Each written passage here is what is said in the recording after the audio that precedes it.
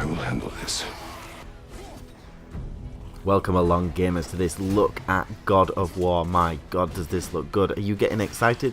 We are getting super excited to play the new God of War game coming to PlayStation 4 on the 20th of April with PlayStation Pro support. It's going to be absolutely amazing, guys. The Santa Monica studio guys are doing a great job and are bringing some new gameplay features to God of War this time too. This video is focused in on 8 gameplay features that are new to the series that we really think are going to make it stand out. There's a few controversial ones here, but if you watch through to the end of the video, you'll see that all 8 of them are pretty impressive looking already and really do make this game much richer. There's an article accompaniment on mygamesounds.com, so if you're watching this on YouTube, go into the description. There is a link there to take you to mygamesounds.com, your home of quality gaming coverage, to look at God of War. This is going to be awesome, guys. Let's get going. Okay, so the first thing on our list is the new combat system. Now, if you've seen any of the gameplay so far, you know that everything's slightly different because of this tighter viewing angle that we've got. God of War used to have a quite high camera and it was treated much more like an action game. This, viewpoint wise, is a lot more like the Batman Arkham games, where when you're walking around it's quite tight to your shoulder, but when you're in combat it just moves back a little bit, so you've got a bit more vision. But it's certainly much closer than we've ever seen in a God of War game. Now also there's a bit of Assassin's Creed Origins swap here to a more, I don't know, the Souls games made this more famous, where you've got the shoulder button attacks. So you're not going to be controlling this with the face buttons, your square and triangle for heavy attack. Instead you're going to be using your shoulder buttons. Now I understand there's an option where you can switch that around if you do prefer the old system, but it looks like there's going to be some cool different stuff there. And the next thing follows on from that, because at 7 on the list we've got the new weapon, the Leviathan axe. Now this is an interesting gameplay mechanic as it kind of works a little bit like Thor's hammer. What you're going to be able to do is throw and catch this in various forms through battle. This isn't an automated thing though, you're going to be able to throw it on command and leave it there. So you see this clip here, you've thrown it and left it embedded in the enemy, and you can go in and get in there with your feet and your fists and do special moves. You call it back when you want to call it back, and what it will do is if you line it up, so if some things are coming at you and you line up calling it back, it actually causes damage on its way back as well, so it's got like a physical presence. And some of the takedowns you can do with this thing are immense. Now the pushing the axe is kind of the main weapon of the game, and it's got like an ice enchantment on it. I do think, from what I've seen so far, and we'll go into this later in the video, you can upgrade it and there might well be more magic to add. There might even be more weapons as well as the shield you've got. And next on the list, as you can see here, we've got boss fights. But you're thinking, Ross, what are you talking about? Boss fights have been in every God of War game, that's not new. This is true, however the boss fights in this God of War are going to be a little bit different in terms of strategy and scale compared to what we're used to in a God of War game. This is one of the earlier bosses in the game. A lot of the boss fights are currently under embargo. I think there might be some lift on the 12th of April. But what we know so far is the boss fights are a little bit closer to the ground. This is Norse mythology, where the gods are a little bit more closer to humans and kind of mutated versions of things like trolls and this big dude here. So you're going to have boss fights to take on. You're going to have to take them on in a much more strategic kind of way. There's no quick time events anymore, so you won't be pressing buttons to order, and you'll also have your son helping you in battle to get through these big fights. Next we've got the RPG elements and the upgrade abilities of Kratos.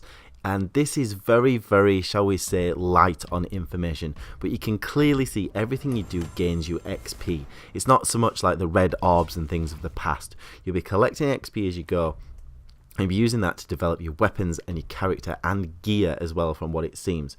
So you can see from this small clip that we've got available to us from the guys at Sony, you can see there's the ability to upgrade various kind of versions of the chest armor and different things on Kratos. There's also a way to upgrade his axe to make it stronger, and you'll be doing this throughout the game as you explore. So everything you collect, everything you get will be bringing you XP. There are also kind of magical items that I've seen. There were some things that dropped that were like legendary items and things like that.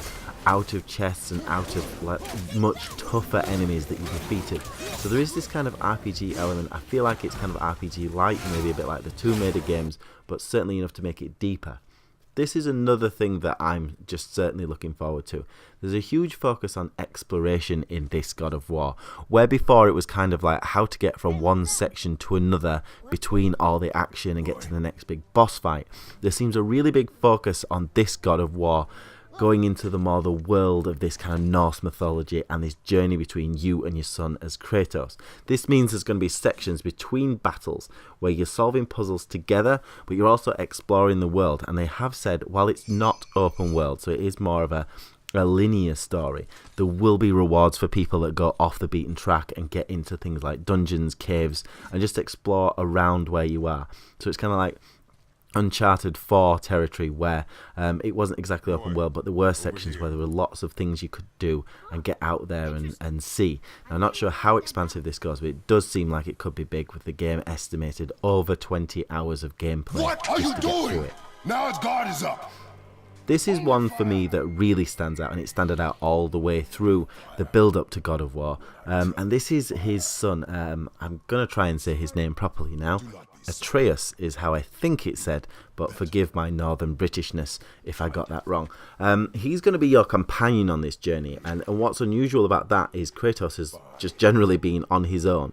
Obviously he's been with the gods and people have helped him, but you've never actually had a direct companion in the game before, and it's something that I'm really looking forward to, especially with the kind of strained relationship.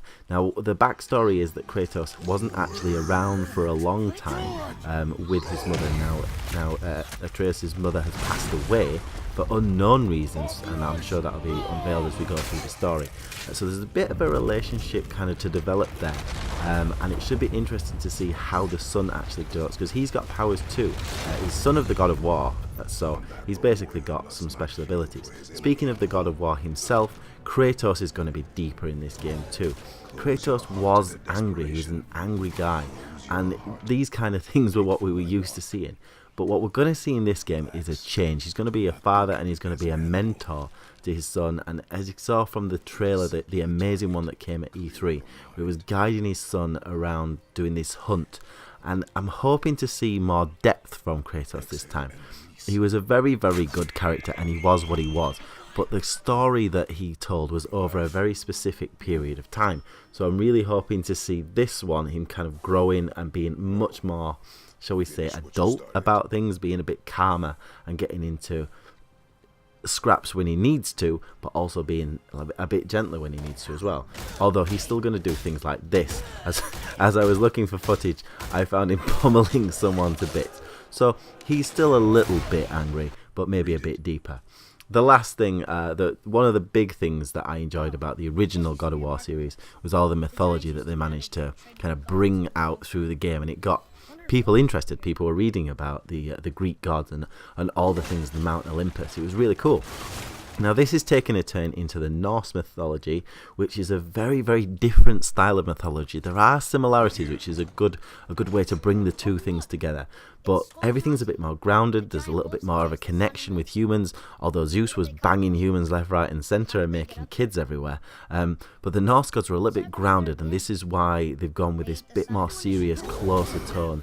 And you've also got the enemies to reflect that as well. There's going to be some really different enemies to take on. They have different fighting styles. You're going to have to be more strategic. It seems like the battles are more challenging. It's not about lots of enemies smacking them around. It's about taking on the harder enemies, one or two of them at a time, and getting through it. So that's the looks at the gameplay elements that are different, guys. What do you think? What really stands out to you? Which bits of it are really going to be like getting you to play it as soon as it comes out? Thank you for watching, guys. Please like the video if you found it useful, and subscribe on the YouTube channel and share this around, and give us a visit on mygameslounge.com and check out the article that's got some more details on this God of War, and we're going to have more God of War coverage going forward too.